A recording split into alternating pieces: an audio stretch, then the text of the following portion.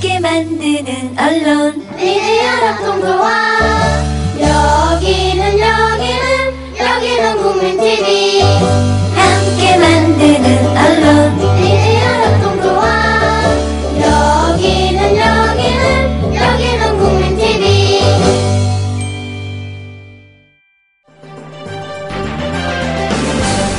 정치평론가 이강윤의 오늘.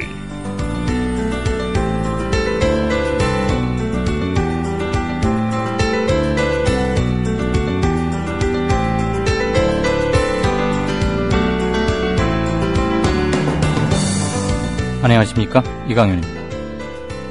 7월 17일 금요일 시작합니다. 이병호 국정원장은 지난 14일 국회 정보위원회 회의에서 국정원이 구입한 해킹 프로그램이 20개 회선이라고 밝혔습니다. 그러나 국정원 구매 대행사인 나나테크와 이탈리아의 해킹팀 사이에 오간 이메일을 보면 나나테크는 2012년 3월 14일 35개의 해킹 회선 라이선스를 주문한 데 이어서 대통령 선거를 14흘 앞둔 12월 6일에도 30개를 추가로 주문한 것으로 드러났습니다. 구입 해킹 프로그램 규모를 속인 것도 문제지만 총선과 대선을 앞둔 민감한 시점에 추가 구입을 의뢰한 것이 더 큰 의혹거리입니다. 특히 대선 직전에 올해 예산으로 구입해야 한다며 서두른 것은 선거를 겨냥한 불법 사찰 아니냐는 의심에 합리성을 부여하기에 충분합니다. 국정원이 정부의 천안함 폭침설을 반박해온 재미과학자 안수명 박사를 해킹하려 했던 것도 거의 사실로 드러나고 있습니다. 국정원은 안 박사에게 대북 용의점이 있다는 식으로 둘러대고 있습니다. 안 박사를 간첩 용의자 비슷하게 몰아가려는 낌새가 느껴집니다. 사실이라면 중대하고도 또 중대한 문제입니다. 국회와 수사기관은 국정원의 안 박사 해킹 시도 이유와 경위를 밝혀야 합니다. 현행법에는 해외 거주자에 대한 대공수사 시 대통령 승인을 받도록 되어 있습니다. 이번 건은 국정원 대선 댓글 사건이나 유우성 씨 간첩 증거 조작 사건과 본질적으로 다르다는 걸 권부 핵심은 똑똑히 알아야 합니다. 전 세계가 지켜보고 있습니다. 잠시 후 시작합니다. 안녕하세요. 국민TV 조합원 전창걸입니다. 이번에 새롭게 오픈한 국민TV 쿠겐샵의 성공과 번창을 기원합니다. 쿠겐샵이 국민TV 미디어 협동조합의 튼실한 살림으로 성장하길 바랍니다. 당연히 물론 쿠겐샵에 새싹당 콩차 입점시켰습니다. 먹기 편하게 티백으로 만든 새싹당 콩차도 있사오니 여러분의 많은 관심을 바랍니다. 혹시 커피숍을 운영하시는 분들 메뉴에 새싹당 콩차를 추가하고 싶다면 도매 가격으로 납품 가능합니다. 거침없이 070-8635-1288로 전화주세요. 그리고 인터넷 다음에서 새싹당 콩차를 검색하시면 전창걸닷컴으로 오실 수 있습니다. 골이 깊으면 산이 높듯이 힘겨운 시간이 지나면 행복한 시간이 다가올 것을 저는 믿습니다. 힘든 세상 혼자서 속상해하지 마세요. 여러분 곁에는 국민TV가 있습니다. 그리고 발칙한 음료 기발한 차 새싹당 콩차도 있습니다. 070-8635-1288입니다.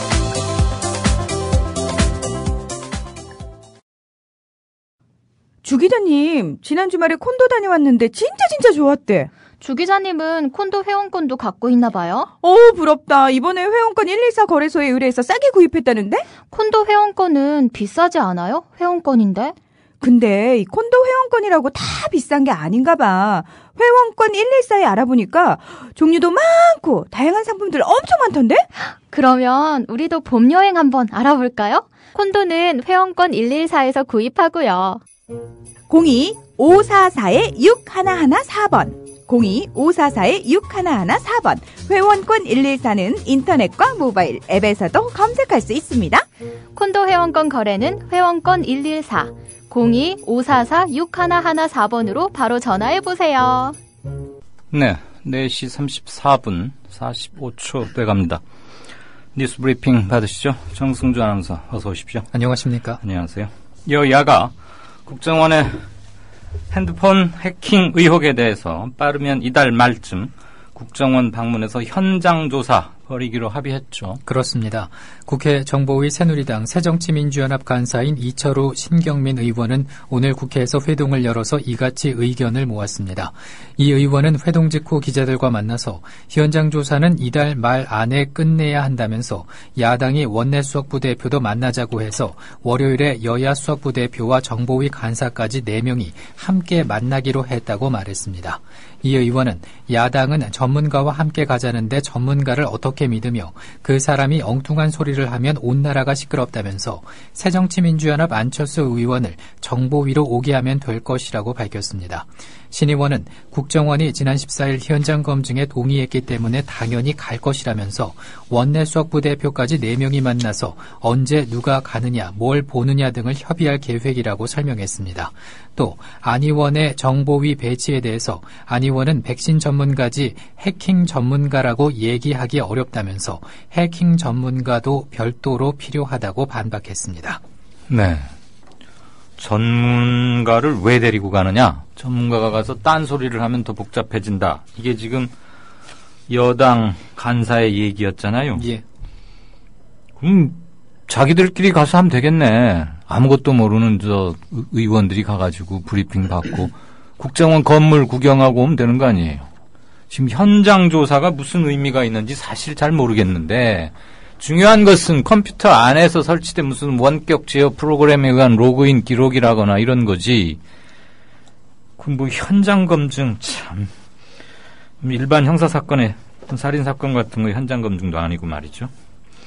그나저나 전문가가 딴소리하면 어떻게 되느냐? 그럼 전문가 뭐하러 믿고 전문가한테 의뢰한답니까? 법 만들 때.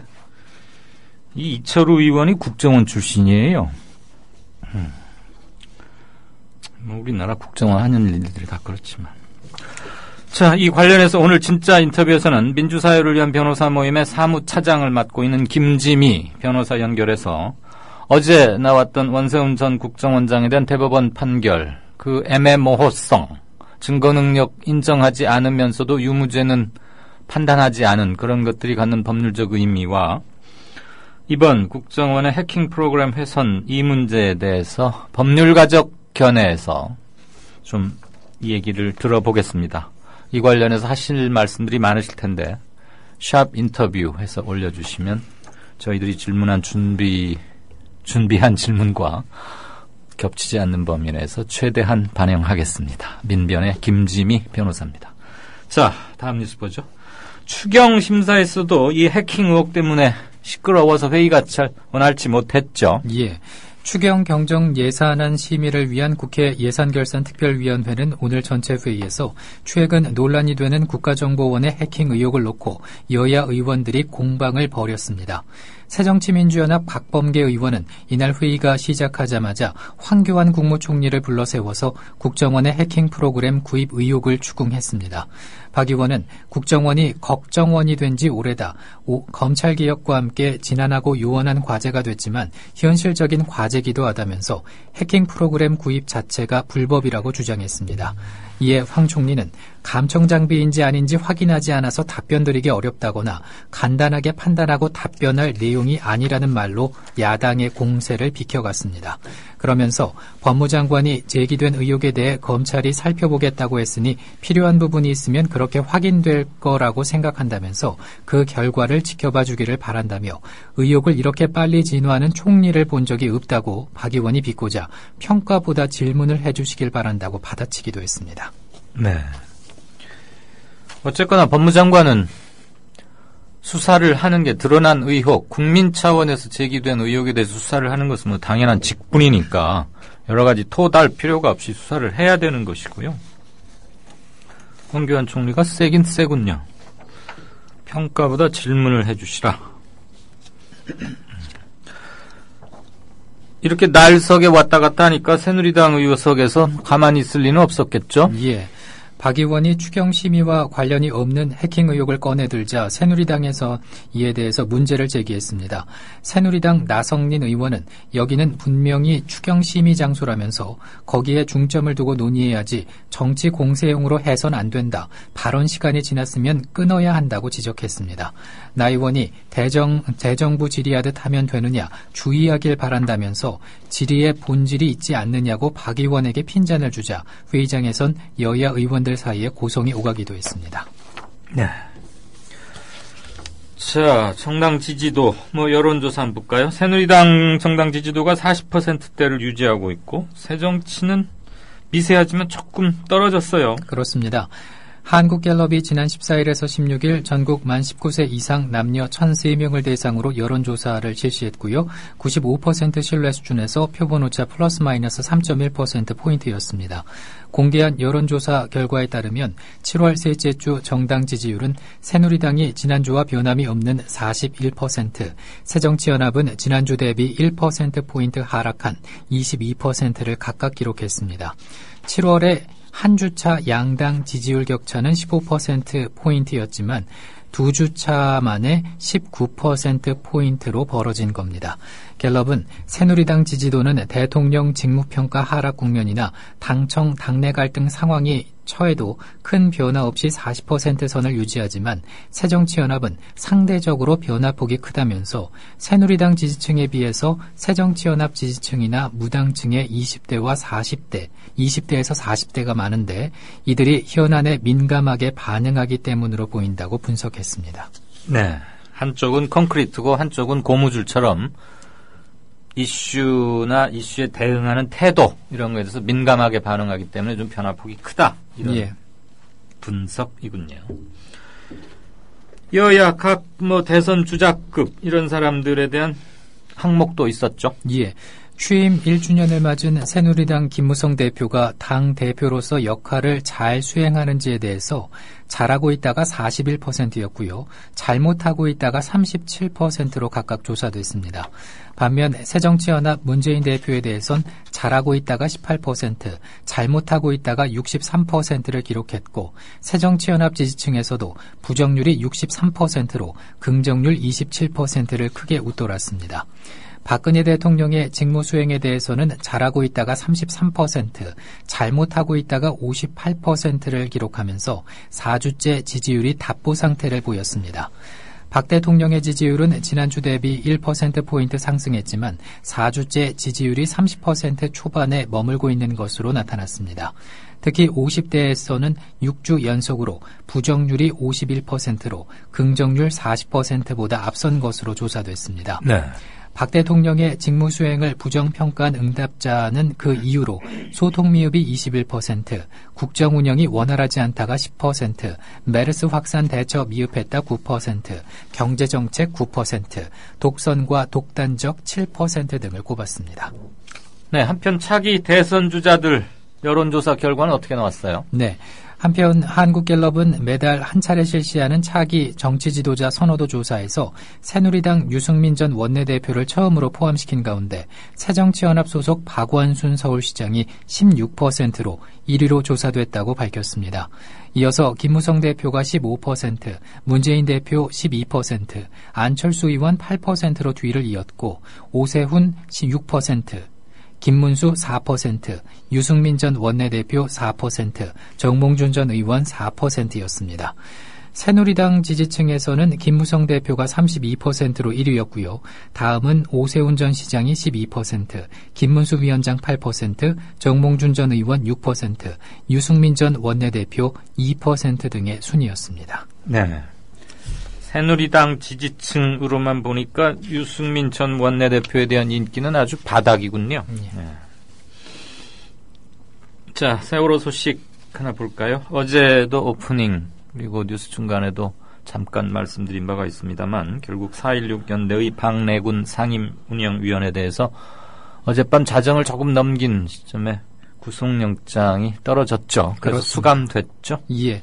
서울중앙지법 이승규 영장전담판사는 어제 박 의원에 대한 구속 전 피의자 신문을 진행한 뒤에 범죄 사실의 주요 부분에 대한 소명이 있고 구속의 사유와 필요성이 인정된다고 영장 발부 사유를 밝혔습니다.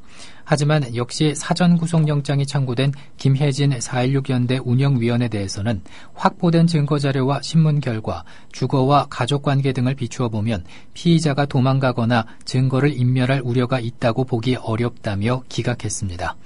앞서 경찰은 지난달 이달 14일 집회 및 시위에 관한 법률 위반과 특수공무집행 방해 등의 혐의로 이들에 대한 사전 구속영장을 신청했습니다. 4.16 연대는 두 사람에 대한 영장 신청에 대해서 세월호 진상규명을 꺾으려는 탄압이라고 반발했었습니다. 네. 박 의원은 1988년 동생의 분신자살을 계기로 인권운동에 나섰고요. 지난 수년간 용산참사 진상규명위원회와 한진중공업 정리해고 반대 희망버스 등에 앞장섰습니다. 경찰은 세월호 추모 집회에서 발생한 폭력 등 불법 행위를 직접 저지른 참가자뿐 아니라 집회를 주최한 단체 대표에게도 민형사상 책임을 묻겠다고 밝히고 수사에 착수를 했습니다. 경찰은 4.16 연대 등 관련 단체와 대표들을 대상으로 9천만 원 규모의 손해배상 소송을 제기할 계획입니다. 네. 2명이 구속영장이 청구됐는데 박래군, 김혜진 씨 두 사람 다 공교롭게도 같은 대학 같은 과 선후배 사이이기도 합니다. 그런데 선배인 박래군 씨는 구속영장이 청구돼서 수감이 됐고 후배인 김혜진 씨는 이제 풀려났는데 풀려나고 나서 착잡한 심정을 가누지 못하고 자기 혼자 풀려난 거에 대해서도 미안해하는 그런 걸 보면서 참 왜 이제 환갑을 바라보는 나이거든요. 박래군 씨 같은 경우에는 물론 혁명의 운동에 대한 순결성이나 신념에 나이가 무슨 상관이 있겠습니까마는 환갑을 보는 머리가 희끗희끗한 친구가 밤늦게 구속 수감되는 걸 보면서 참 고난에 찬, 갓난에 찬 현대사고 고난에 찬 민족이다. 그리고 어떻게 운동이라고 하는 것은 다 50대 지긋한 백기환 선생을 봐도 그렇고 말이죠. 아무튼 여러 가지로 좀 생각이 그랬습니다. 김혜진 구속영장은 기각됐지만 이 김혜진 운영위원도 적은 나이는 아니고요. 자, 세월호의 진실이 이런 것 때문에 가리워지거나 그럴 수는 없는 거죠. 삼성그룹의 지주회사가 될 삼성물산과 제일모직 두 회사 합병안, 이거 가지고 엘리엇 매니지먼트라는 미국계 사모펀드와 삼성 사이 아주 치열했고 소액주주들 찾아가서 위임장을 받는다는 등 아주 삼성물산이 법석을 떨고 그랬는데 결국 주주총회에서 가결됐군요. 삼성으로서는 일단은 안심을 하는 분위기겠어요? 그렇습니다. 69.53%의 찬성으로 합병안이 통과됐습니다. 오늘 주주총회에서는 의결권 행사가 가능한 주식 가운데 83.57%가 참석을 했습니다. 합병안 통과는 결국 국내 기관과 소액주주들이 삼성물산 손을 들어주었기 때문으로 풀이가 되고 있습니다. 표결 결과를 보면은 지분 11%를 가진 국내 기관과 지분 22%의 소액주주가 의결권을 보태준 것으로 해석할 수 있습니다. 또 33%를 보유한 외국인 투자자의 표심도 일부 삼성그룹 쪽에 힘을 실어주었다고 볼 수 있습니다. 삼성그룹의 지주회사가 될 통합 삼성물산은 오는 9월 1일 출범합니다. 법인 회사명은 삼성물산을 사용하기로 했습니다. 글로벌 브랜드 인지도와 그룹 창업 정신을 계승하는 차원으로 보면 되겠고요.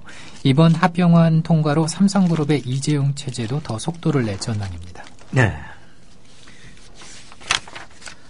한편 이번 합병을 반대해온 엘리진 매니지먼트는 법률적 추가 대응에 나설 것이다. 이런 시사도 했죠. 예고라기보다는. 네. 삼성물산 임시 주주총회에서 제일모직과의 합병안이 승인된 것과 관련해 엘리엇 매니지먼트는 모든 가능성을 열어두고 있다면서 추가적인 대응에 나설 것임을 예고했습니다. 엘리엇은 보도자료를 내면서 수많은 독립주주들의 희망에도 불구하고 합병안이 승인된 것으로 보여서 실망스러우며 모든 가능성을 열어두고 있다고 밝혔습니다. 시장에서는 엘리엇 측이 주주총회 결의 취소 소송이나 주식 매수 청구권 행사 등을 통해서 공세를 이어갈 가능성이 높은 것으로 관측하고 있습니다. 네, 주식 매수 청구권 행사. 또 이런 공식적 수단이 있긴 하군요. 예. 메르스 때문에 아주 곤혹을 치렀고 그 유명세나 평판에도 상당 부분 심각한 훼손이 불가피하고 있죠. 이미 그 삼성 서울병원 20일쯤에 현재 부분 폐쇄 중인데 20일에 이것을 해제하는 방안, 그러니까 이제 다시 정상화시켜서 문 열겠다. 메르스는 이제 한풀 꺾였다 이런 소리겠죠. 예. 메르스 민관합동 즉각 대응팀이 오전 10시부터 회의를 열고 삼성 서울병원의 격리 해제 여부를 최종 논의하고 있습니다. 오는 20일 0시를 기해서 격리를 해제하는 방안이 유력하게 검토되고 있습니다. 현재 삼성 서울병원에서는 지난 4일 확진된 186번 환자와 접촉한 의료진의 일부가 자택에서 격리 중입니다. 이 의료진들의 잠복기가 오는 19일 자정에 마무리가 되니까 유전자 검사를 거쳐서 추가 확진자가 없으면 격리를 해제하겠다는 게 보건당국의 논의 내용입니다. 삼성 서울병원에 대한 격리가 풀리면은 국내 메르스 발생 이후 집중관리병원으로 지정됐던 15개 병원이 모두 격리에서 해제되게 됩니다. 마지막 우려 대상이었던 삼성 서울병원까지 격리 해제되면 종식 선언 논의도 속도를 낼 것으로 보입니다. 네. 종식 선언 그게 급한 게 아니고 앞으로 이런 신종 전염병, 각종 증후군성 전염병에 대해서 어떤 대응 체계를 갖추느냐. 그다음에 국내 아주 탑 클래스라고 자타가 공인했던 삼성 서울병원이 이렇게 속수무책인 걸 보면서 반성과 어떤 대응책을 꾸리느냐. 이게 중요하지 알아서는 하겠습니다만 제가 볼 때는 좀 순서가 뒤바뀐 게 아닌가 싶고요. 자, 자원개발 비리 관련 의혹을 받고 있는 김신종 전 한국광물자원공사 사장이 검찰에 출석했고 피의자 신문으로 지금 와서 조사를 받고 있다면서요? 예. 서울중앙지방검찰청은 오늘 오전 10시에 김 전 사장을 피의자 신분으로 불러서 조사 벌이고 있습니다. 김 전 사장은 출석에 앞서 취재진에게 비리 의혹을 받고 있는 사업들은 공사가 자체적으로 진행한 것이라면서 검찰 수사에 성실히 임하겠다고 밝혔습니다. 검찰은 김 전 사장이 마다가스카르 암바토비 니켈 광산 개발 사업과 관련해서 경남 기업에 투자금을 대납해주는 등 부당한 특혜를 제공해서 공사 측에 손해를 끼쳤다고 의심을 하고 있습니다. 또 김 전 사장은 광물자원공사가 지난 2010년 설립된 철광개발업체 대한광물에 지분을 투자하는 과정에서 시세 차익을 노린 주가 조작에 연루됐다는 의혹도 받고 있습니다. 검찰은 김 전 사장을 상대로 경남 기업에 대한 특혜나 주가 조작에 직접 개입했는지 등을 집중적으로 조사를 하고 있고요. 앞서 검찰은 지난 7일 김 전 사장의 자택과 광물자원공사 등을 압수수색하고 관련 자료를 분석해 오고 있었습니다. 네, 지난 2010년 설립된 철광개발업체 대한광물에 지분 투자를 하는 과정에서 시세 차익을 노린 주가 조작에 연루됐다는 의혹도 받고 있다. 예. 이 부분이 만약 사실로 드러나면 이건 명백한 그리고 구구절절 변명의 여지가 없는 뚜렷한 범죄군요. 네. 자, 한국 독립 PD협회가 종합 종편 채널인 MBN 소속 모 PD의 외주 제작사 PD에 대한 폭행 사건에서 이를 규탄하는 기자회견을 열었어요. 상당히 좀 얘기를 들어보니까 폭행 정도도 심각하고 관행화돼 있다. 이런 게 더 문제인 것 같은데 말이죠. 그렇습니다. 종합편성 채널 MBN PD가 외주 제작사 독립 PD를 폭행한 사실이 알려지면서 이에 대한 진상규명과 재발 방지 대책을 촉구하는 목소리가 이어지고 있습니다. 한국독립PD협회 권익위원장 복진호 PD는 이런 사건이 공공연하게 일어나고 있다면서 이번 사건을 계기로 제대로 된 재발 방지책이 필요하다. 있다고 말했습니다. 독립PD협회에 따르면 지난 6월 24일 MBN의 방송 프로그램을 제작하는 외주 제작사의 한 독립PD가 MBN의 담당 PD로부터 무차별 폭행을 당해서 안면이 골절되는 등 심각한 상해를 입고 병원에 입원했습니다. 네, 그런데 이렇게 폭력이 이루어진 그 직후에 또 같이 MBN으로 들어가서 일을 또 했다고 하더라고요. 예. 그 찍어온 PD 영상을 같이 보고 뭐 의견도 나누고 그랬다는데 그 폭행을 당하고도 할 수 없이 뭐 목구멍이 포도청이고 수주를 했으니까 또 놓치지 않기 위해서 같은 PD의 입장이지만 상전 모시듯 그럴 수밖에 없을 터인데 두들겨 맞고도 같이 들어가서 일을 했다. 그 새벽에 그 PD의 심정은 어땠을까요? 참 기가 막힙니다. 자, 그런데 이런 일이 뭐 방송가에서는 그렇게 뭐 아주 이례적이거나 쉬쉬할 일도 아니고 알 사람들은 다 안다 이런 거라면서요. 예.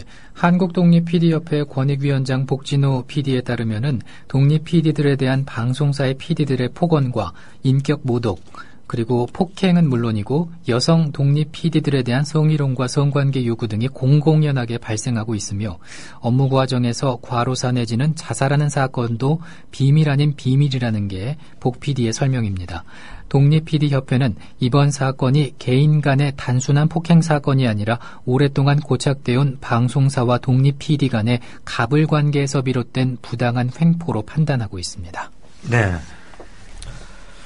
그렇게 갑을 관계의 부당성을 꾸짖던 언론계 내에 이렇게 구조화되고 고착화된 갑을 관계가 또아리를 깊게 틀고 있었군요. 여성 독립 PD들에 대해서 성관계 요구까지 있다고요? 자, 주말 앞두고 있는데 날씨 한번 알아보죠. 그 10호 태풍은 일본에 상륙해서 피해가 제법 나고 있는 모양이던데요. 예, 내일 동해안은 동해상에서 북동진하는 태풍 낭카의 영향을 받다가 점차 벗어나겠습니다. 전국에 구름 많겠지만은 강원 영동은 대체로 흐리겠습니다. 아침 최저 기온은 전국이 18도에서 22도의 분포, 낮 최고 기온은 전국이 23도에서 31도의 기온 차이를 보이겠습니다. 네, 10호 태풍이 아니고 11호였군요. 제가 잠시 태풍들 그 우아래 서열을 잠시 헷갈렸습니다. 지금까지 뉴스 브리핑의 정승조 아나운서였습니다. 고맙습니다. 고맙습니다. The American people realize that this cannot be made a fight. Our working thesis tonight is this quotation. If this fight against communism is made a fight between... 안녕하세요. 뉴스K 앵커 노지민입니다. 제 앵커석 옆에는 4명의 언론인 사진이 걸려 있습니다. 이 중 한 사람인 에드워드 머로우는 메카시즘의 광기를 끝낸 용감하고 양심적인 기자로 기록됩니다. 숨죽여 있던 미국의 지성을 일깨운 계기였습니다. 어느 누구는 뉴스 앵커가 특정한 주장을 펼치는 것이 점잖지 못하다고 지적합니다. 하지만 시시비비를 가리는 것은 언론인의 사명입니다. 뉴스K가 그 사명을 일깨우면서 한국 언론을 선도하겠습니다.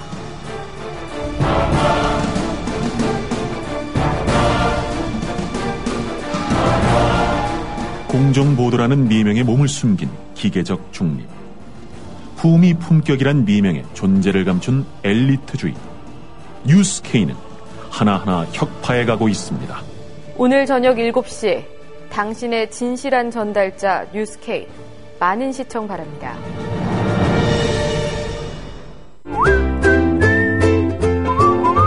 국민라디오 팟캐스트 응원하는 가장 쉬운 방법 아시나요?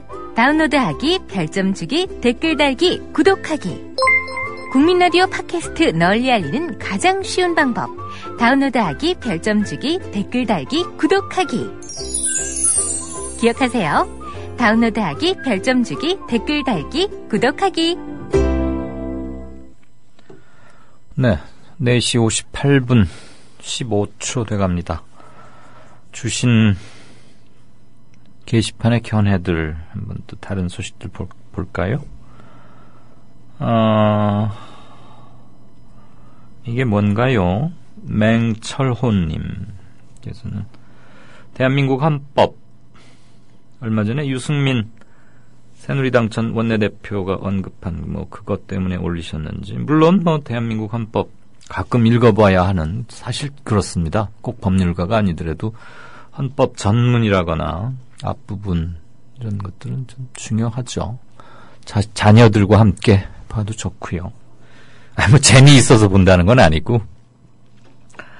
유구한 역사와 전통에 빛나는 우리 대한민국은 3.1운동으로 건립된 대한민국 임시정부의 법통과 불의에 항거한 4.19 민주 이념을 계승하고 조국의 민주개혁과 평화적 통일의 사명에 입각하여 정의, 인도와 동포애로서 민족의 단결을 공고히 하고 모든 사회적 폐습과 불의를 타파하며 자율과 조화를 바탕으로 자유민주적 기본 질서를 더욱 확고히 하여 정치, 경제, 사회, 문화의 모든 영역에 있어서 각인의 기회를 균등히 하고 능력을 최고도로 발휘하게 하며 자유와 권리에 따르는 책임과 의무를 완수하게 하여 안으로는 국민 생활의 균등한 향상을 기하고 밖으로는 항구적인 세계 평화와 인류 공영에 이바지함으로써 우리들과 우리들 자손의 안전과 자유와 행복을 영원히 확보할 것을 다짐하면서 1948년 7월 12일에 제정되고 8차에 걸쳐 개정된 헌법을 이제 국회의 의결을 거쳐 국민투표에 의하여 개정한다. 제가 일부러 한번 읽어봤습니다. 시행 1988년 2월 25일. 헌법 전문인데요. 이게 이른바 87년 6월 시민대항쟁의 승리의 소산으로서 우리 국가, 우리 공동체, 한반도 공동체의 정체성과 그동안의 역사성, 그리고 지향하는 시대적 가치, 공동체가 함께 지향할 가치, 이런 것들을 포괄적으로 담고 있습니다. 제가 낭독을 하면서 이렇게 읽어본 건 처음인데요. 보니까 법률가들이 쓴 문장임을 확연히 알 수 있는 게 일단 짧지 않은 이 전문이 한 문장입니다. 원래 법률 판결문은요, 법원의 판결문 받아보신 분들 많겠지만 한 문장으로 되어 있습니다. 전두환 내라는 뭐 사건 그 판결문도 사형이었죠. 그때 사형. 12,000 몇 자거든요. 제 기억이 맞다면. 제 기억이 맞을 겁니다. 제가 소소한 숫자, 태풍 번호는 조금 틀렸지만 소소한 숫자나 뭐 특별히 그 의미가 있는 숫자에는 아직은 강한 편인데 12,000자쯤 돼요. 그러면 200자 원고지를 하면 얼마입니까 도대체? 600페이지란 얘기인가요? 이런 셈에 약해서 12,000 나누기 200. 아니, 이럴 수가 있습니까? 60페이지군요. 원고지로 60페이지. 200자 원고지로 60페이지. 그 60페이지를 한 문장으로 씁니다. 그 마침표가 어디 찍히냐면 몇월 며칠 서울중앙지방법원 법원 판사 아무개 하고 그 다음 이름 다음에 딱 마침표가 하나 찍혀요. 처음으로. 그래서 원고지 60장을 여러분 생각해 봅시다. 한 문장으로 쓰는 것이니까 그리하야, 상기, 전두환 피고는 누구 등과 함께 하였으며, 이길 오전, 근데 이것도 보니까 한 문장인데, 이렇게 써놓으면 자라나는 세대들이 정말 더 고리탑은 쾌쾌하게 느낄 수 있죠. 짧게 끊어서도 되고, 좀 쉬운 말로 써도 되고 하는데, 제1장 총강, 제1조가 2개항으로 되어 있죠. 1항, 대한민국은 민주공화국이다. 제2항, 대한민국의 주권은 국민에게 있고 모든 권력은 국민으로부터 나온다. 유승민 대표가 인용하기도 했던 건데, 요즘 이런 패러디 오래되긴 했지만, 대한민국은 여왕 군주공화국이다. 여왕 군주국이다. 대한민국의 주권은 여왕에게 있고 모든 권력은 여왕으로부터 나온다. 그런 패러디가 유행했다고 하더군요. 제가 이거 어디서 들었습니다. 아무튼 맹철호님, 올려주셔서 고맙습니다. 워렌 버핏 67조님, 지상파, 종편, 방송사 PD들의 비리를 전면 조사하고 폭력, 성폭력, 뇌물 등 밝혀서 사법 처리해야 한다. 제헌절이어서 대한민국 헌법을 찾아보았다. 한번 헌법 전문을 읽어보자고 아까 올려주신 금맹철호님이 말씀을 남기셨군요. 이강윤 앵커가 박래군 사회운동가, 인권운동가의 구속을 얘기하실 때 머리가 허연 독립운동가가 생각이 났어요. 마음이 참 아픕니다. 라고 나 혼자라도 님이 독립운동가 강우규 열사의 사진을 올려주셨습니다. 죄수번호로 여겨지는 그 숫자 1373 그것을 배경으로 머리가 허옇고 수염도 허연, 눈빛은 참 형형하고 조선 선비의 그런 맑은 기계가 느껴지는군요. 이 사진에서도 1855년에서 1920년까지 살다 가신 제3대 총독 사이토 마코토가 탄 마차에 폭탄을 던졌던 강우규 열사입니다. 네, 출첵 인사 남겨주신 분들 감사드리고요. 빌어먹을 놈의 유신망령 지지율이 무려 30%라니. 자, 바다에 가라앉아 있는 저 세월호 선체도 꺼내어가지고 빨리 구속해라. 이 미친 견차라! 라고 텍사스에서 그만해라 그네야 님께서 분노를 표시하셨습니다. 맞아요. 세월호도 구속해야죠. 유가족과 함께 하고 있다는 이유만으로 인권운동가를 구속하는데 476명을 태우고 가다가 304명이나 잡아먹은 이 세월호 당연히 구속해야 되는 거 아니에요? 근데 왜 해경들은 저렇게 놔두는지 말이죠. 화알짱님, 돌아가는 꼬라지가 광우병 때랑 닮아가네요. 이러셨고요. 말도 안 되는 구속영장이다. 오늘이 제헌절이라고 합니다. 젠장, 이런 제헌절이 있단 말인가. 끝내 이길이라님. 박 대통령 직무 수행 능력 도대체 뭘 하는지 알 수가 없어요. 그 여론조사 때마다 하던데 오늘도 어제랑 다른 옷 입었고 표정은 갈수록 환해지고요.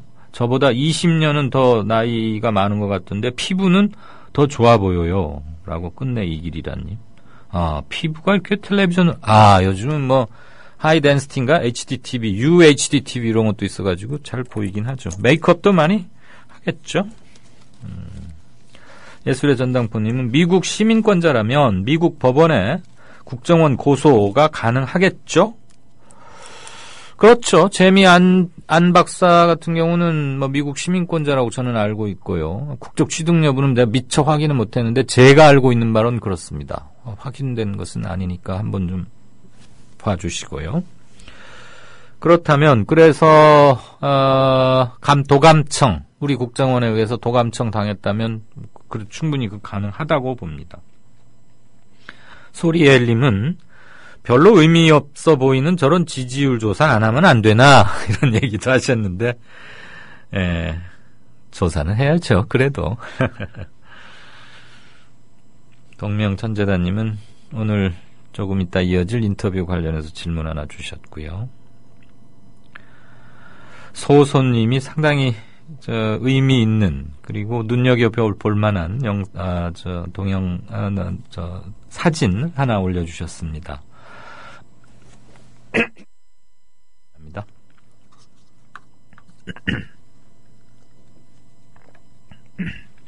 오늘 웹서핑 중에 본 튀니지의 투표 동료 이벤트 관련 이야기입니다. 그러면서 사진이 하나 실려 있는데요.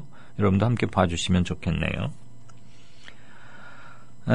튀니지에 아주 기발한 투표 캠페인이 있는데 사람들이 많이 다니는 도심 한가운데 국민들의 봉기에 의해서 쫓겨난 벤 알리 전 독재 대통령의 사진 큰 대형 현수막 한 장이 내걸렸답니다. 그 앞에 지금 사람들이 웅성거리면서 아닌 게 아니라 보고 있군요.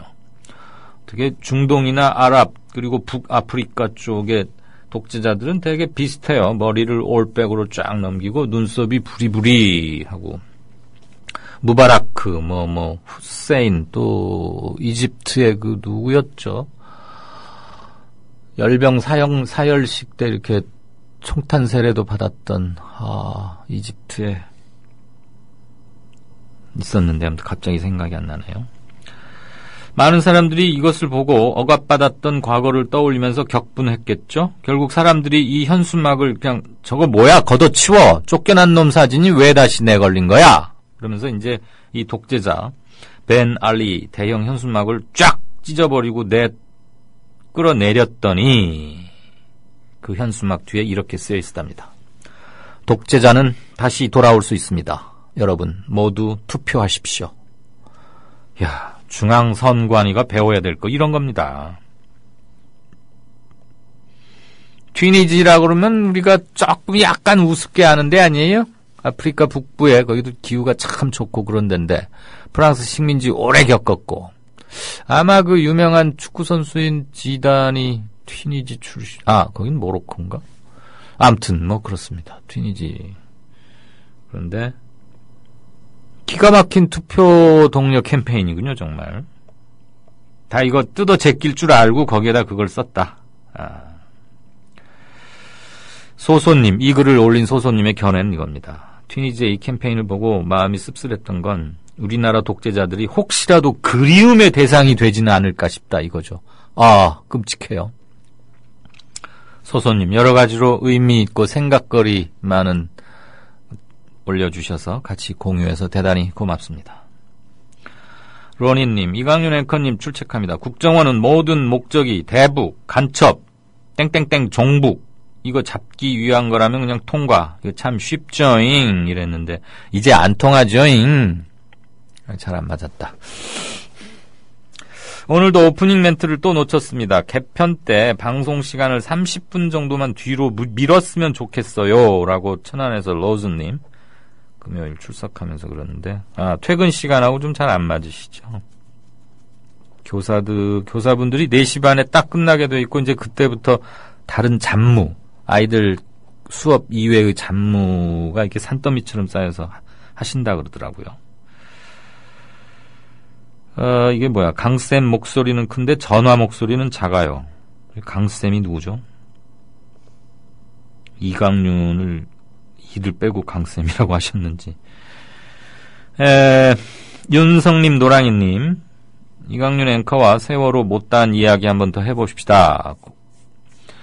그러면서 제 책, 내일, 안산, 경기도 안산, 단원고가 있는 그 안산에서 열리는 북 콘서트, 알림 포스터를 한번 더 올려주셨군요. 아마 오늘 말씀드릴 때는 오늘일밖에 없으니까 한 번만 더 저도 언급하겠습니다. 안산 지역 협의회 창립총회 그리고 전국 순회 지역 조합원 행사가 내일 7월 18일 오후 1시부터 열립니다. 1시에 창립총회가 있고요. 2시부터는 제가 하는 이강윤의 북콘서트 그리고 3시에 다시 협동조합 교육에 관한 프로그램이 있고 4시에는 여러분 좋아하시는 가수 겸 라디오 프로그램 진행자 손병휘 씨의 공연이 있습니다. 손병휘의 공연을 위해서 그 앞에 3개 순서들은 다 들러리로 미리 하는 겁니다. 그리고 이제 손병휘 씨 공연이 끝나고 나면 한 30분 정도에서 조합 창립총회고 하니까 여러 가지 견해도 듣고 하는 Q&A 프로그램이 있군요. 장소는 지하철 4호선의 안산 중앙역이라는 곳이 있는 모양인데 그 중앙역에서 내리시면은 뭐 그렇게 멀지 않다고 하고요.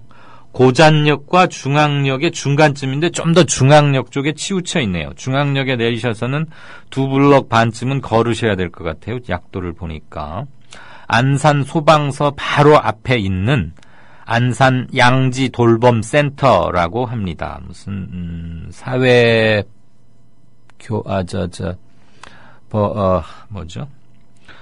돌봄 센터 뭐 이런 걸로 봐서 아마 그 복지 관련 이런 시설이 공익시설이 아닌가 싶고요.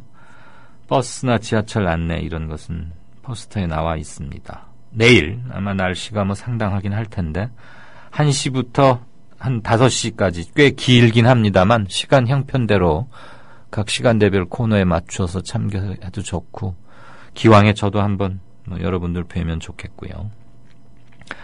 내일은 여기고 다음 주 토요일 25일 오후 4시에는 전라북도 전주에서 전북지역 미디어 협동조합 사무실 아주 널찍하게 마련해서 장만해서 문을 엽니다. 그리고 거기서 제가 또 북콘서트를 한번 하고요. 네.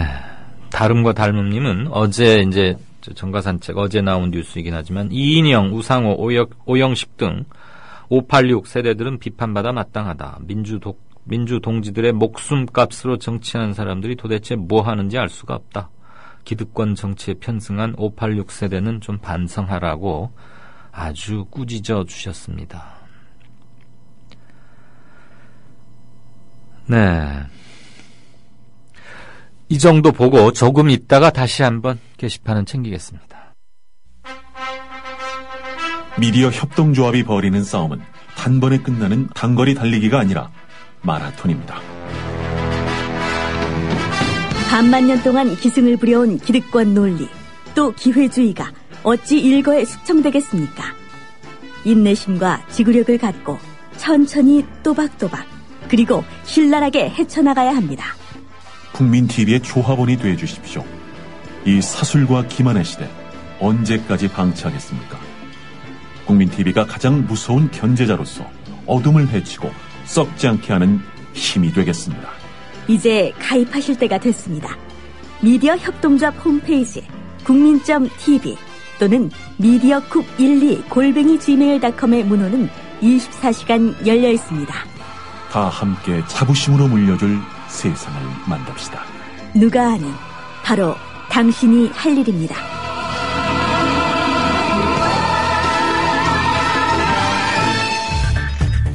이강윤의 오늘, 이제는 정가 산책으로 함께합니다. 정치권 동향 생생하게 풀어드릴 분은요. 네, 한국일보 양정대 기자, 안녕하세요. 네, 안녕하세요. 요즘 안철수 의원이 여기저기 뭐 상한가까지는 네, 아니지만 많이 나오죠, 다시. 이름이 막 나오는데 이건 또 무슨 소리예요? 새정년의 공동 창업자라고 해도 되는데 네네. 새정년 탈당해서 신당에 합류할 거다 이런 얘기가 공개적으로 나왔다고요? 예, 오늘 조선일보 보도에 나온 내용인데요. 예, 제가 조선일보를 안 봐서 이거 참 큰일 났습니다. 봐야 되는데. 정대철 상임고문이 어제 조선일보하고 이제 인터뷰를 하면서 예. 전화 통화를 하면서 이 신당이 만들어지면 김한길, 안철수 두 공동 대표를 포함해서 한 20여 명 정도 합류를 해서 신당을 창당하게 될 거다. 뭐 이런 얘기를 한 겁니다. 안철수 의원은 오늘 기자들의 질문에 정대철 의원하고 그런 얘기 나눈 적이 없다. 그렇게 얘기한 적이 없다. 이렇게 딱 잘라 부인을 했습니다. 예. 어제 잠깐 말씀드렸던 것 중에 그 박준영 전 전남지사의 탈당과 관련해서 제가 참 그 정치에 오래 하셨던 분들이 뭐 아무래도 이 공천받기 힘들 것 같으니 이 당을 뛰쳐나가서 새롭게 호남당 만들려고 하는 것 같다. 뭐 이런 말씀을 드린 적이 있었는데요. 지금 뭐 최근에 이 신당 창당과 관련해서 아주 적극적으로 얘기하는 사람들을 보면 공통점이 하나가 있습니다. 뭐죠? 뭐 대체로 다들 짐작을 하시겠습니다만 이 양반들이 여전히 정치하나 싶은 사람들을 그러니까 박지원 의원 정도 빼면 박지원 의원이야 지금 뭐 어쨌든 현역 의원이니까요. 그래요. 박지원 의원도 사실 지금 뭐 연배로 보면 70 그렇죠. 70이 훨씬 넘었으니까요. 그러니까 정대철 상임고문도 그렇고 그다음에 박지원 의원도 그렇고 또 요즘 이름 많이 나오는 사람 중에 한 명이 바로 정균환 전 의원이죠. 예. 언제적 정균환이야 정말. 그러니까요. 그러니까 뭐 정대철 의원이 이제 호남 출신은 아니긴 합니다만 어쨌든 이 과거 정치를 해왔던 이런 사람들이 봤을 때 이 친노가 참 정치 이상하게 한다 뭐 이런 생각을 할 수는 있겠죠. 그런데 이제 그게 실제로 자기들이 주도하는 혹은 다른 사람들을 세우든 어쨌든 자기들이 좀 다시 정치의 중심에 서기 위한 그런 뭐 몸부림처럼 보이긴 하는데요. 네. 어쨌든 그게 뭐 국민적 지지를 받을 수 있을지 또 호남에서 그렇게 됐을 때 호남이 지지를 해줄지 뭐 그거는 이제 차후의 문제인데 어쨌든 말씀드렸듯이 이런 사람들이 자기들만으로 이 정당 만들기 어렵다는 걸 뭐 누구보다 잘 알고 있지 않겠습니까? 예. 그러면 이제 누군가 간판, 얼굴이 될 만한 이 국민적인 그래도 지명도, 지지도 이런 것들이 있는 그런 정치인이 필요할 거고, 이 안철수 의원 같은 경우는 좀 그런 부분에서 이 문재인 대표와의 그 정치적 경쟁 관계, 뭐 이런 부분들 때문에 이제 아마 이름이 굉장히 앞으로도 이 습하게 나올 가능성이 높습니다. 예. 그 과정에서 본인이 어떤 입장과 또 어떤 정치적인 이 뭐랄까 지향 이런 것들을 내보일지 이런 것들에 따라서 이 안철수 의원에 대한 평가가 또 한 번 요동칠 수 있는 가능성이 열려 있다. 그러니까 지금 신당 창당 흐름 혹은 이 새정치민주연합 내부의 갈등, 탈당 움직임 이런 것들에서 안철수 의원은 본인이 직접 그 움직임에 참여를 하거나 혹은 그럴 생각을 하지 않더라도 예.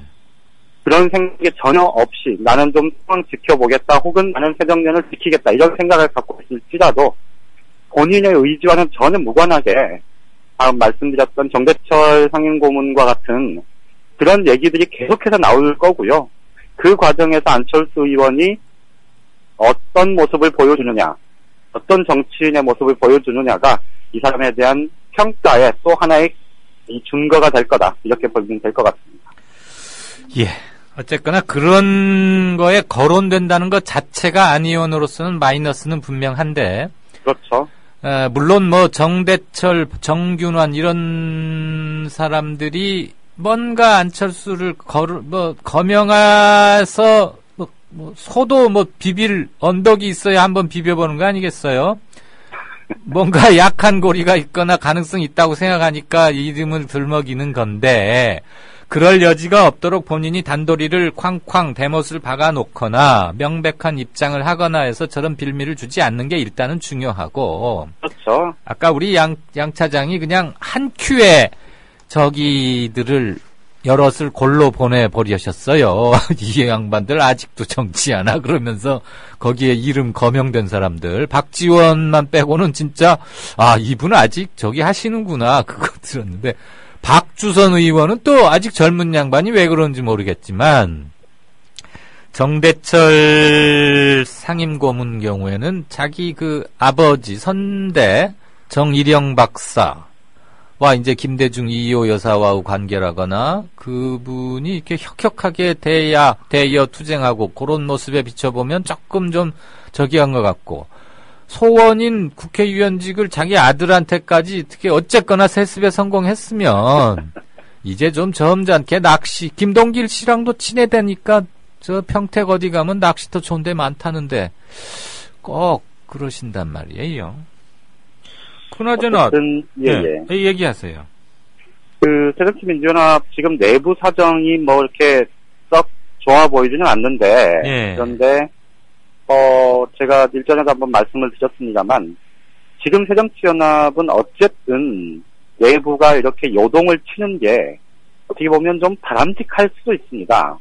그러니까 지금 각종 여론조사 결과 특히 이제 호남 쪽에서 나오는 여론조사 결과를 보면 이 문재인 대표에 대한 지지도가 굉장히 낮게 나오고 예. 당에 대한 평가도 좀 부정적인 의견들이 많이 나오는 걸로 지금 보도가 되고 있는데요. 네. 저는 그 보도가 그렇게 나쁘게만 작용하지는 않을 거다 이런 생각이 드는 게 보약일 수도 있다. 근데 왜 그러냐면 말씀드렸듯이 이게 어차피 내년 총선 때 새정치민주연합이 살아남는 뭐 일당이 되고 다수당이 되고 뭐 과반을 넘기는 건 진짜 그거는 그런 결과가 나오려면 그건 정말로 이렇게 정말 하늘이 도와야 되는 상황이고 최소한 이 강고한 야당 그리고 숙번 가능성이 보이는 야당다운 야당 이렇게 살아남기 위해선 정말로 내부가 확 뒤집어져서 바뀌어야 하거든요. 그리고 그 요체의 핵심은 바로 호남 물갈이에 있습니다. 호남 물갈이와 중진들 용퇴 이게 필요한 거고요. 그래서 지금의 혼란 혹은 이 문재인 대표 체제에 대한 비판, 혁신안에 대한 논란, 이런 것들은 지금 겪고 가는 게 내년 총선을 위해서는 훨씬 중장기적으로 보면 훨씬 바람직하다, 이렇게 보는 게 맞을 것 같습니다. 시간적 여유로 볼 때도 지금 미리 맞을 매는 맞고 가는 게 낫다. 그렇죠. 가을 찬바람 불어서 이러면은 찬바람 불어서 이런 일 나오면 직격탄 도밖에 안 되는 거 아닙니까? 그렇죠. 직격탄이니까. 그런데 아까 조선일보하고 인터뷰에 정대철 고문이 한 20명 그러면서 안철수 이름도 거론한 모양인데, 아니 솔직히 말해서 조선일보를 안 봤어요. 안 봐요. 근데 이런 것 때문에 봐야 되는데 저는 정대철 상임고문 얘기는 100% 틀린다고 봅니다. 왜냐하면 네네. 지금 120 한 7, 8명 되는 거 아닙니까? 130명이죠, 정확히. 새정년이? 네네. 아, 그래요? 아, 김재윤 의원도 아직 저기니까. 예. 유죄 확정은 아니니까. 130명이면 65명이어야 반절이잖아요? 네네. 새 당으로 갈 사람이 다 합쳐서 66명이 넘으면 됩니다. 그럼 기호 2번도 유지하고 뭐 이러고 되는데 60명 안 되면 나가봤자 기호 2번 유지 못하는 거 아닙니까? 그리고 리더도 지금 불분명한데 무슨, 제가 볼 때는 한 명도 의원들 탈당 안 할 것 같은데요. 어때요? 사실은 저는 저도 생각이 비슷하긴 한데요. 예. 제 개인적인 기대, 바람이라면 저는 한 30명쯤 탈당했으면 좋겠어요. 30명? 예. 그래갖고. 특히 호남 의원들 탈당했으면 좋겠는데, 예. 근데 오늘 어디, 제가 정확하게는 기억을 못 하겠는데요. 오늘 어디, 동아일보인가요? 거기 보면, 호남 의원들, 호남 의원들한테, 예. 신당 창당 움직임에 대한 것, 그리고 합류 여부에 대한 이 질문을 했는데, 이 호남 의원들 상당수가 거의 대부분이, 신당은 만들어질 것 같다. 이렇게 예상을 하면서도, 네. 본인이 합류하겠다고 했던 사람은 서너 명밖에 안 되는 걸로 그렇게 보도가 됐던데요. 아, 서너 명 된대요? 예. 그런데 그 정도는 너무 약한데, 그래가지고 호남이 물건이 될라나 모르겠습니다. 그렇죠. 그렇게 가면은 떨거지 또라이 취급받고요. 나갔을 때는 원내교섭단체는 이뤄야죠. 그래야 그렇죠. 뭐가 되는데. 그렇죠. 저는 그래서 한 30명쯤 한꺼번에. 그래서. 호남의 상당수 의원들, 예. 그리고 영남의 조경태 의원 포함해서, 이 수도권의 몇몇 의원들, 저는 좀 같이 나가서, 예. 이 자기들끼리 조금 해보고, 예. 그렇게 하는 게, 진짜 지금까지 해왔던, 그러니까 그 사람들이 얘기했던 친노 패권주의에 대한 비판이라면, 예. 저는 자기 정치하는 차원에서 내년에 승부를 거는 게 맞지 않을까 싶은데, 그럴 용기를 갖고 있는 사람이 얼마나 되는지 모르겠고요. 그렇죠. 그다음에 이제 또 하나 좀 반드시 짚어야 될 부분 중에 하나는, 예. 이제 이 친노 패권주의와 관련한 부분인데요. 네. 이게 이제 친노 진영, 이른바 이제 문재인 대표 주변에서도 조금 상황을 좀 긴장하면서, 네. 그리고 좀 길게 중장기적으로 어쨌든 좀 내년 총선 이후 대선까지 바라보는 좀 큰 판을 좀 스스로 좀 짜면서 상황을 좀 끌고 나갈 그런 동력을 좀 만들어내야 될 것 같은데, 네. 지금 문재인 대표 주변 사람들도 역시나 좀 너무 상황을 좀 나이브하게 보는 것 아닌가 하는 생각이 드는데요. 네. 그게 어떤 거냐면, 이런 여러 가지 움직임들이 있으면 저나 지금 사회자와 제가 나누는 이런 대화에 적극적으로 동의를 하시는 분도 있고, 예. 그렇지 않은 분도 좀 또 계실 거 아닙니까? 그렇죠. 그런데 있을 수 있죠. 저나 사회자분이 나누는 이 대화의 근저에 예. 친노에 대한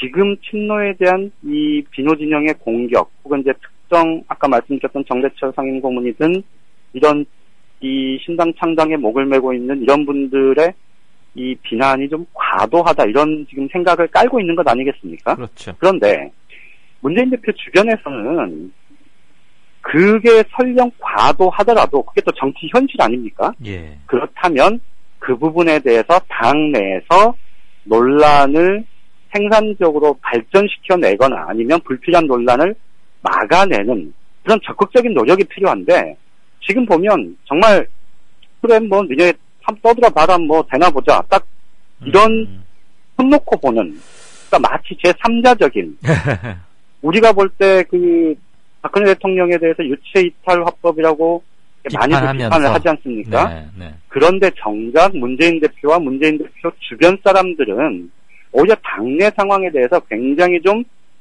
이 독야청청하는 듯한 제3자 관전자적인 그런 모습을 보여주는 것 때문에 이 논란이 좀 불필요하게 확산되는 측면도 있다. 이런 부분들을 좀 명심해야 되지 않을까 싶습니다. 저도 우리 양 기자 말씀에 100% 동의합니다. 그 부분은. 일테면 왜 나의 진정성은 몰라줘? 답답해. 나는 노무현을 정말 아무 사심 없이 도왔고 노무현을 성공시키기 위해서 애썼고 이가 다 망가질 정도였고 그리고 본래 정치할 의사가 없어서 다시 돌아갔는데 호출을 받아서 온 거니까 이 생각이 아직도 좀 강한 것 같고 둘째, 그 사람들이 자기를 인정해주지 않는 것을 답답해하기만 해서는 안 돼요. 그것은 5, 60대가 넘으면 일개 범부의 한 집안의 어른도 그래서는 집안의 리더나 통솔을 하는 데는 조금 역량이 부족하다고 보이는데 하물며 나랏일 대사를 논하는데 그래서야 되겠습니까? 또 하나, 각종 여론조사의 공통점 중에 하나가 문재인 대표가 당무 또는 야당 대표의 노릇을 기대만큼 못하고 있다는 게 압도적으로 많거든요. 그렇죠. 네. 그 부분은 아프겠지만 들어야 돼요. 그건 인성에 대한 평가나 세간의 세평과는 다른 거거든요. 그렇죠. 정치인으로서의 기능, 역할에 대한 거 아니겠습니까? 김무성 대표의 평가는 그거보다는 훨씬 좋아요. 그건 김무성을 좋아한다는 게 아니고 김무성의 원칙이나 이데올로기나 뭐가 좋아서가 아니라 당을 이끌어가고 반대의 또는 고비에 처했을 때 그걸 이렇게 넘어가는 능력이나 이런 걸 말하는데 문재인 대표에게는 그게 좀 아쉽다. 물론 사람이 너무 맑아서 그렇다는 것도 동의는 합니다만 맑은 것만 가지고는 언제나 면죄부를 받기는 좀 힘들다. 이런 정도는 좀 인식을 해줬으면 좋겠는데 박근혜 대통령이 영원히 안 바뀌는 부분이 있듯이 40, 50 넘으면 바뀌기 힘든 부분도 또 있지 않나 싶고요. 오늘 아주 우리 양정대 차장이 작심하고 행금되라고, 행복한 금요일 되라고 새정년에 지금 앓던 이들을 쫙쫙 뭐 명단까지 30명 이러니까 어떤 청취자분은 둘이 내기하래 지금. 그대하고 나하고 내기하래요. 오늘 내기는 내가 질 것 같아 안 하고. 맞습니다. 맞고요. 한 가지 더 해야겠죠. 지금 이문재 국정원 해킹 이거. 근데 새누리당 대응이 너무 구태의연하지 않아요? 무조건 그냥 엄호 위주로 가는데 국면이나 상황이 좀 다른 거 아닙니까? 위키리크스니 뭐니 전 세계도 지켜보고 있는데. 일단 어제도 잠깐 말씀을 드렸는데, 그러니까 가장 중요한 게 이제 국정원이 도대체 누구를 들여다봤느냐. 예. 이 해킹 프로그램을 가동을 한 이 대상자가 누구냐, 이제 이게 핵심 아니겠습니까? 네네. 그런데 새누리당 쪽 사람들 얘기를 들어보면 말씀하신 대로 오늘 김무성 대표도 그런 얘기를 하지 않았습니까? 국가안보를 위해서라면 아니 들여다볼 수 있는 거 아니냐? 들여다봐야 되는 거 아니냐? 이런 얘기를 하는데 이게 얼핏 들으면 참 말도 안 되는 뭐 이런 얘기를 하지? 라고 생각을 할 수 있지만 한꺼풀 뒤집어서 보면 사실 이 보수 쪽의 지지층들 입장에서 보면 이거는 논란의 여지가 없는 얘기를 하는 거거든요. 네. 그러니까 국가안보를 위해서 당연히 국가정보기관이 이것저것 살펴보는 게 뭐가 문제냐라는 게 가장 단순하면서 명쾌한 논리일 수 있거든요. 예. 그런데 이제 그 새누리당 사람들 만나서 물어보면 그 국정원에서 누구를 들여다봤는지에 대한 얘기가 나올 가능성은 거의 없다. 지금 이렇게 판단을 하는 것 같습니다. 네. 근데 뭐 로그 기록 제출하겠다고 조금 전에 속보 하나 떴어요. 그러니까 그게 뭐냐면 지금 이렇다는 건 아닙니까? 어제 안철수 의원이 이제 새정치민주연합의 그 대책위원장을 맡으면서 시연도 해보이고 시연도 해보이고 하면서 했던 얘기가 이게 원격 조정으로 가능해서 이거 시간이 있으면 그 기록들을 충분히 삭제해서 삭제할 수 있을 거다. 이런 얘기를 한 게 있지 않습니까? 원격으로 삭제가 가능하다는 거 아니야, 그렇죠? 지금. 그러니까 실제로 전문가들 사이에서 지금 그런 얘기들이 나오고 있는데 네네. 지금 새누리당에서도 지금 몇몇 의원들 얘기를 들어보면 이게 친박계 비박계를 가리지 않고 공통적으로 하는 얘기가 구체적으로 누굴 들여다봤는지를 국정원이 자발적으로 공개하지 않는 이상 알 수가 없지. 아마 알기 어려울 거다. 그렇죠. 그러니까 이 말씀을 왜 드리냐면 지금 새누리당이 그게 뭐가 문제냐라고 국정원을 엄호하는 그 논리나 이런 것들이 우리가 볼 때는 굉장히 좀 뭐랄까 윗수가 얕아 보이고 너무 좀 무대뽀인 것 같은데 그런데 말씀드렸듯이 보수층 입장에서 보면 굉장히 명쾌하고 의심의 여지가 없는 논리를 한마디 툭 던져놓은 거고 그거를 지금 야당 쪽에서 파헤치기가 굉장히 쉽지 않은 이런 상황이라는 거를 스스로들 지금 판단을 하고 있는 것. 그렇죠. 그 판단을 이미 하고 있다는 겁니다. 그래서 조금 답답하긴 한데요. 어쨌든 지금 할 수 있는 건 지금 한겨레 신문이 이제 지난주에 몇 번 보도를 했고 사실 이 보도를 맨 처음 한 곳은 저희 한국일보 디지털 뉴스부에 있는 이 팀장 후배가 그랬어요? 맨 처음에 사실 이 기사를 썼어요. 오마이뉴스 아니었어요? 네, 저희가 맨 처음 썼고 근데 몰랐어. 그 기사가 이제 이 중간에 들어있어서 많은 분들이 아마 인식을 못 하셨을 텐데 뉴스 가공을 잘못했구나. 왜 그 야마를 그러니까 그때는 그게 이렇게 커질 거라고는 예상을 못하고 일단 한번 이게 뭔가 이상하다. 문제가 여기저기서 나오니까 외신들에서 그래서 이제 우리 후배가 썼었는데 어쨌든 그 후배 말도 대상자를 특정해서 찾아내기가 참 쉽지 않을 거다라는 얘기를 하고 있는데 지금 그 야당에서도 조금 대응의 방식과 양식의 방식을 조금 한 발 떨어져서 객관적으로 다시 한번 좀 점검을 해볼 필요가 있을 것 같아요. 그러니까 이거 가지고 이 어딘가에서 누구를 들여다봤다는 게 민간인 사찰과 관련한 그런 부분들이 명확하게 나올 가능성 이런 부분들이 좀 얼마나 되는지 이런 부분들까지 좀 한꺼번에 봤으면 좋겠는데요. 그 점에서 보면 지금 한겨레 신문이 지난주 이번 주에 몇 번의 단독 기사를 쓰면서 한겨레 신문이 지면을 통해서 공개적으로 이 네티즌한테 그 지금 공개된 40GB인가요? 그 내용들을 쭉 살펴보고 문제가 있으면 제보를 해달라. 같이 취재하자. 지금 이런 제안을 공개적으로 한 상태 아닙니까? 야당에서도 좀 그런 연합전선이나 동조. 그렇죠.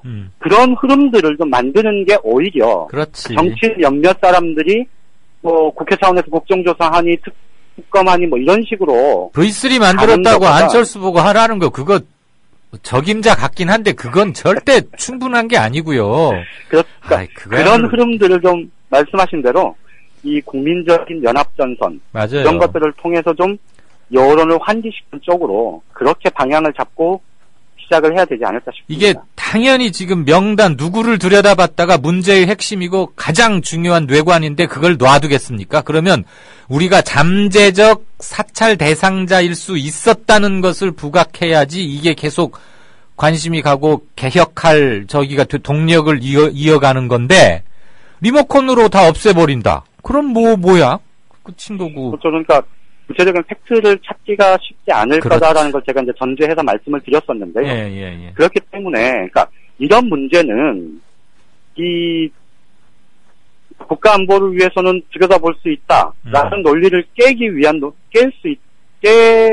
한다면 그 깰 수 있는 논리의 핵심은 누구나가 다 잠재적 피해 대상자다. 그렇죠. 잠재적인 피해 대상자이고 감시받고 있으면서 결국 자신의 생각과 언행이 위축되고 사회적으로 정치화되고 하는 그런 과정에 바로 우리 국민들이 있다라는 거를 야당이 국민들 속에서 그런 여론들을 형성해내는 역할을 하는 것이 오히려 하나하나의 팩트를 찾아낼 수 있는 그런 것보다 훨씬 더 중요하지 않을까 싶어요. 이건 팩트 싸움이 불가능한 거거든. 그렇죠. 아무리 노력해도 팩트 누구누구를 들여다봤다는 건 알기가 힘들기 때문에 사람들 속으로 들어가서 스크럼을 딱 짜는 게 훨씬 중요하다. 지금 이런 얘기죠? 예. 오늘 아주 양정대 차장이 화가 단단히 난 모양인데 출마하려고 그러나 아니면 한겨레로 옮기는 건 아니죠? 400기가래요. 400기가. 청취자분이 400기가? 교정해 주셨어요. 희한한 시대님이 400기가로 교정해 주셨고 우리 둘이 내기하라고 부추기는 분들이 많고 이분의 견해는 우리 함께 공유하고 작별합시다. 푸른 숲이라는 닉네임을 쓰시는 분인데 새정년이 살려면 첫째, 문재인 대표 참모들 물갈이, 둘째, 호남 국회의원 물갈이, 셋째, 언론 개혁. 전 정확히 짚으신 것 같아요. 이분 말씀이. 네. 자, 한 주간 잘 들었습니다. 양정대 부장님 사탕한다네. 사탕한대, 사탕. 좋겠어요. 부장이 아닌데. 월요일 날 보십시다. 예, 고맙습니다. 네, 지금까지 정가산책 한국일보 정치부의 양정대 차장이었습니다. 미디어 협동조합원 여러분, 조합비 납입하고 계신가요? 조합원의 기본 의무는 1인당 월 1회 11,000원 이상의 조합비를 납입하는 것입니다. 조합비로 국민TV의 모든 콘텐츠를 만들고 그렇게 해서 세상을 바꾸는 힘을 하나하나 축적해갑니다. 미디어 협동조합 홈페이지 국민.tv 또는 서울 전화 3144-7737로 신청하실 수 있습니다.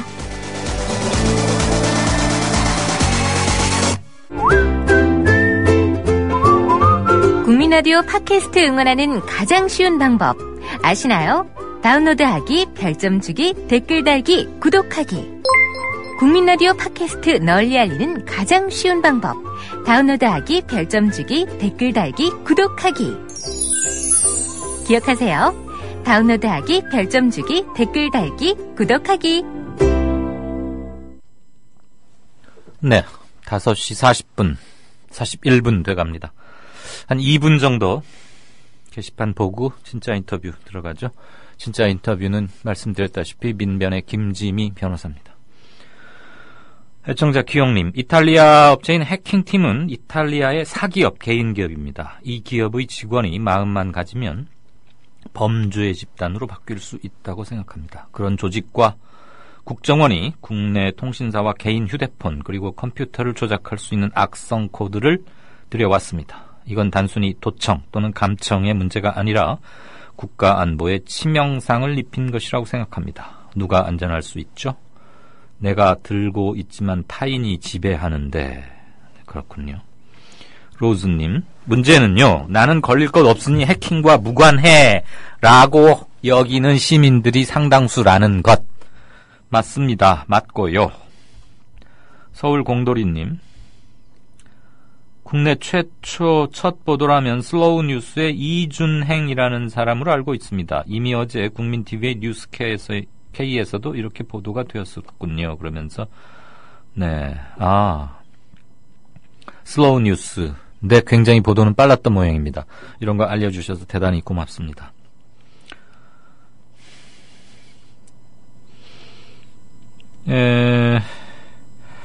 오늘 저 양정대 기자의 따끈따끈한 발언성 리포트를 차용한 본인의 주장에 가까웠는데 거기에 대해서 많은 분들이 참 모처럼 시원하다. 아몰랑 이 코너 따로 떼어내서 보이는 라디오 해줘요. 제발 크크크이라고 후다닥님이 해주셨는데 안 됩니다. 보이는 라디오 하면 제가 매일 옷도 갈아입어야 되고 세수도 해야 되고 신경 많이 써야 됩니다. 안 됩니다. 후다닥님. 양 차장이 오늘은 아주 접근을 했고요. 자, 견해들 금요일 이 시간 대낮이고 한데 활발하게 견해 주셔서 대단히 감사합니다. 여러분이 힘입니다. 여러분이 이강윤의 오늘을 만들어주고 계십니다. 국민 라디오를 또 국민 TV를 읽는다? 미디어 협동조합 콘텐츠의 관문, 국민TV 뉴스를 아시나요? 뉴스K 등 국민TV의 모든 기사, 조간 브리핑 등 국민 라디오의 인기 콘텐츠, 주요 방송의 녹취와 뉴스메이커와의 대담, 주요 원고 대본이 여러분을 기다립니다. 국민 라디오와 국민 TV를 한눈에 만나세요. news.국민.tv 모바일 접속은 m.news.국민.tv. 국민 라디오 팟캐스트 응원하는 가장 쉬운 방법 아시나요? 다운로드하기, 별점 주기, 댓글 달기, 구독하기. 국민 라디오 팟캐스트 널리 알리는 가장 쉬운 방법. 다운로드하기, 별점 주기, 댓글 달기, 구독하기. 기억하세요. 다운로드하기, 별점 주기, 댓글 달기, 구독하기. 네, 5시 44분 됐습니다. 진짜 인터뷰 시작하죠. 처음에 소개해드렸던 대로 민변의 김지미 사무차장, 김지미 변호사님 연결했습니다. 안녕하십니까? 네, 안녕하세요. 안녕하세요. 우선 크게 두 가지를 좀 오늘 말씀 나눠보고자 합니다. 저희가 쓸 수 있는 시간은 약 14분 정도입니다. 네.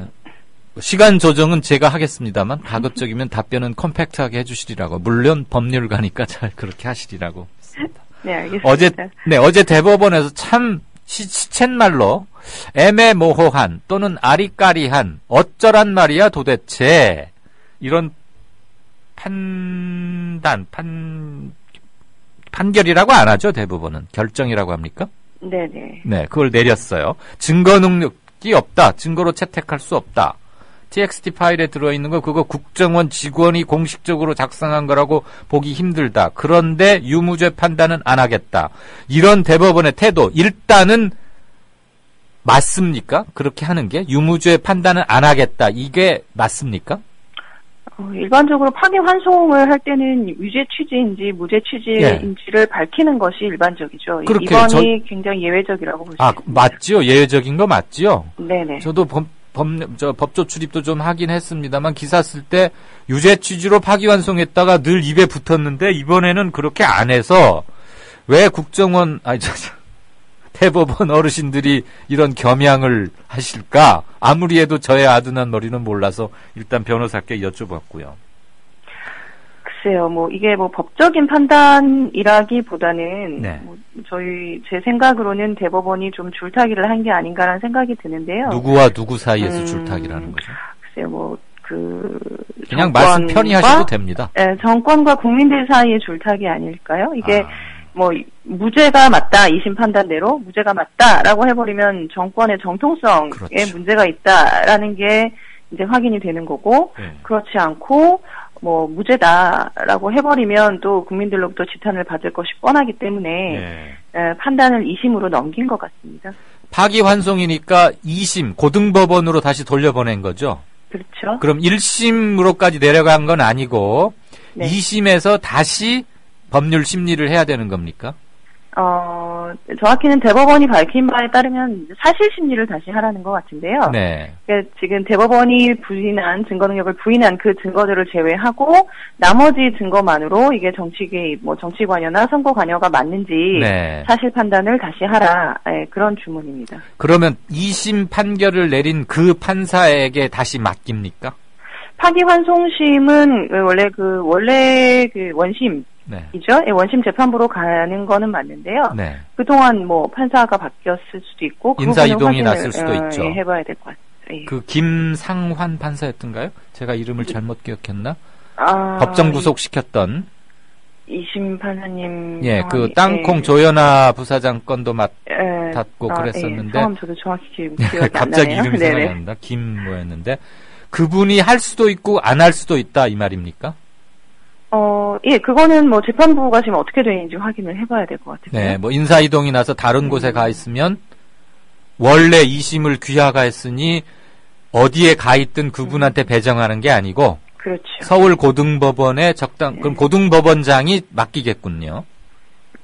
해당 재판부, 그러니까 형사 1부, 형사 2부 이런 재판부가 있기 때문에 재판부로 가는 것으로 알고 있습니다. 네. 그 재판부에 다행이라는 것은 이제 그분이 최초의 2심 판결을 내렸던 그 판사 재판부가 그대로 재직하고 있으면 거기서 맞는 거지만 뭐가 있어서 아무튼 다 그곳에 근무치 않으면 그 재판부에 다른 판사가 맡게 되고 그러면 좀 세제비가 되거나 이럴 것 같아서 드리는 말씀이고요. 네. 국민들은 헷갈립니다. 1심에서는 공직자 선거법 위반은 아니라고 했고 2심은 네. 아니다. 그러면서 아주 강력하게 법정 구속까지 시켰고 사람들 생각엔 말이에요. 변호사님. 1심보다는 2심이 좀 더 센데라고 생각을 해요.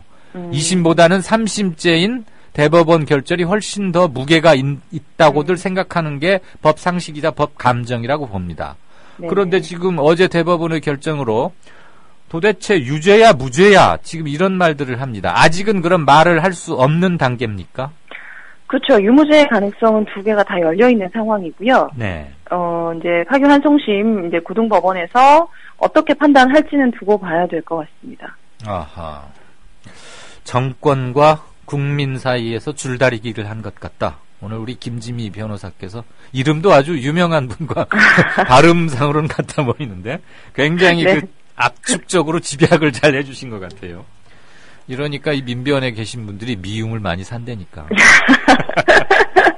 자, 이번에는 해킹건 얘기 좀 하겠습니다. 네. 해킹. 이거 자체가 불법 아닙니까? 해킹 프로그램을 구입한 것 자체가 불법이라고 말할 수 있습니다. 근데 어제 황교안 총리는 공안검사로도 유명한 전직 공안검사 황교안 총리는 프로그램 구매 자체는 불법은 아니다. 단지 내국인들, 시민들을 상대로 했으면 문제 있다라는 취지로 국회 답변을 했거든요. 지금 저희 법이 예상하고 있는 건 뭐 감청이라든지 위치 추적, 위치 자료를 확인할 수 있는 통신 사실 확인 자료라든지 전기 통신 이런 식으로 구분이 되어 있고 각각의 마다 수사기관이나 정보기관이 들여다볼 수 있는 요건들이 다 다릅니다. 근데 이번에 해킹 관련해서는 해킹 프로그램을 통하면 핸드폰에 저장되는 정보도 빼갈 수 있고 어디에 있는지 위치도 확인할 수 있고 통화 내용도 실시간으로 들을 수 있고 이메일, 로그인 기록 이런 것들도 다 한꺼번에 다 알 수 있다는 거잖아요.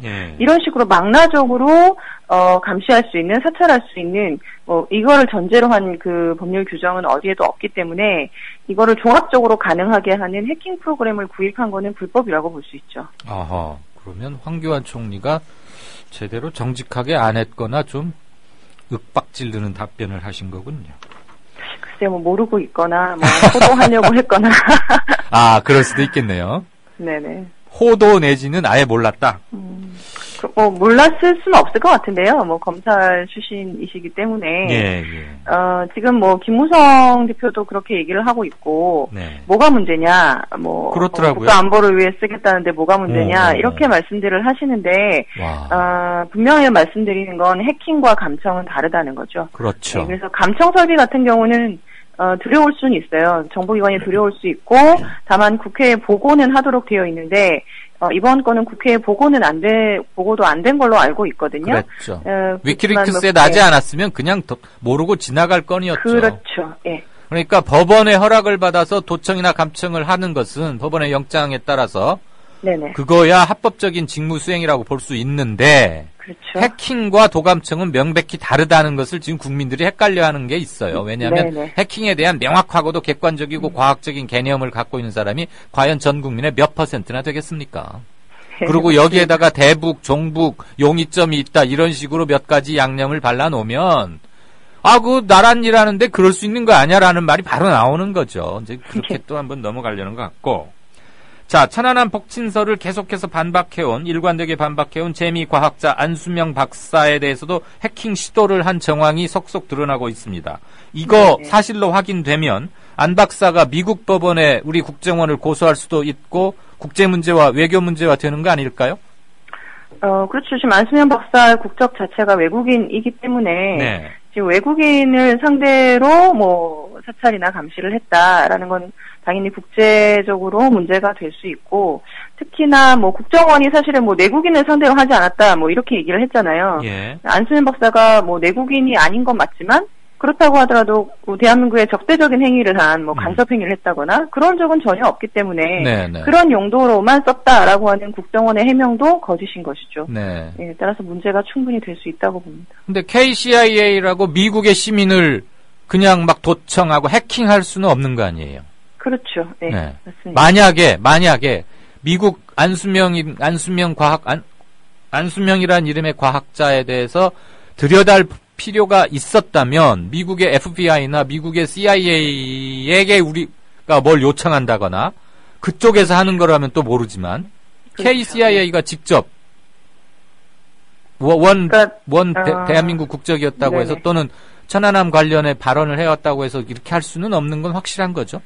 두 가지인 거죠. 그러니까 첫 번째는 그러니까 외국인이라고 하더라도 뭐 우리나라에 적대적인 행위를 한다거나 하면 감청은 가능한 거죠, 사실은. 감청은. 예. 근데 이제 그럴 경우에 이제 대통령의 승인을 얻어서 감청을 할 수는 있는데 그렇죠. 뭐 천안함에 대해서 문제 제기를 한 것 자체가 적대 행위라고 볼 수는 없는 것이고요.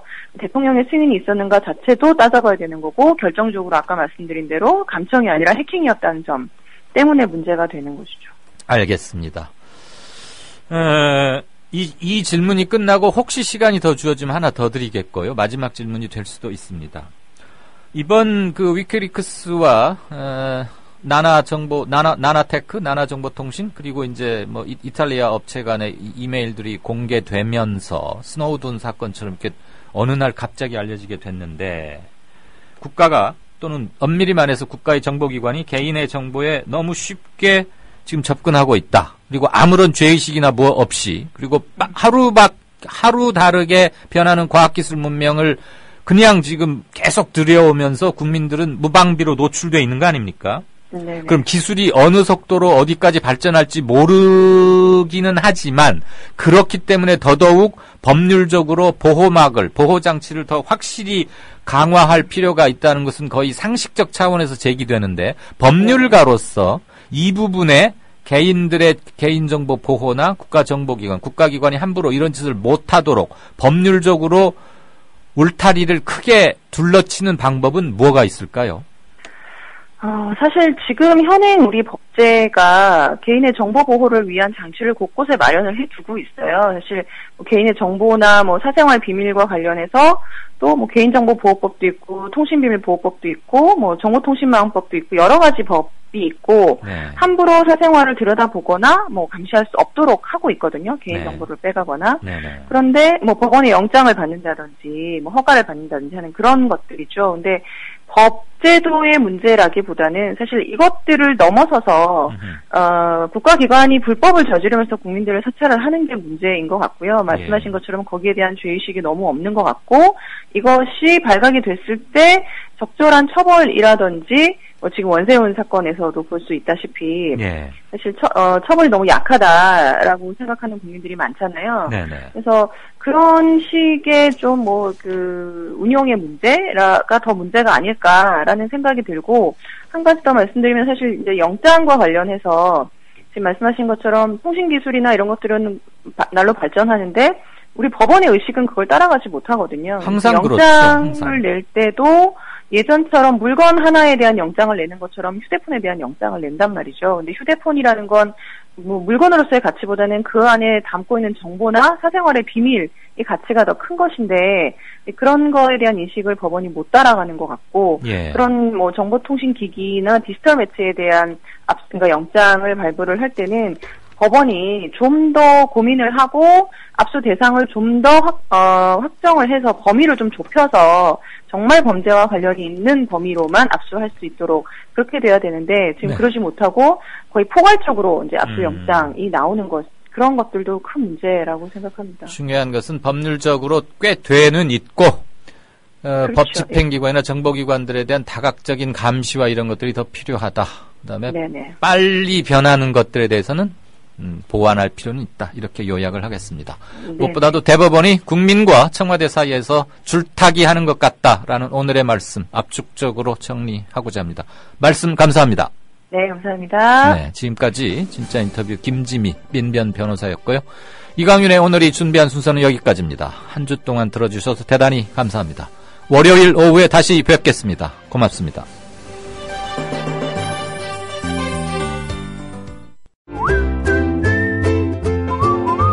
국민라디오 팟캐스트 응원하는 가장 쉬운 방법 아시나요? 다운로드하기, 별점 주기, 댓글 달기, 구독하기. 국민라디오 팟캐스트 널리 알리는 가장 쉬운 방법 다운로드하기, 별점 주기, 댓글 달기, 구독하기. 기억하세요. 다운로드하기, 별점 주기, 댓글 달기, 구독하기.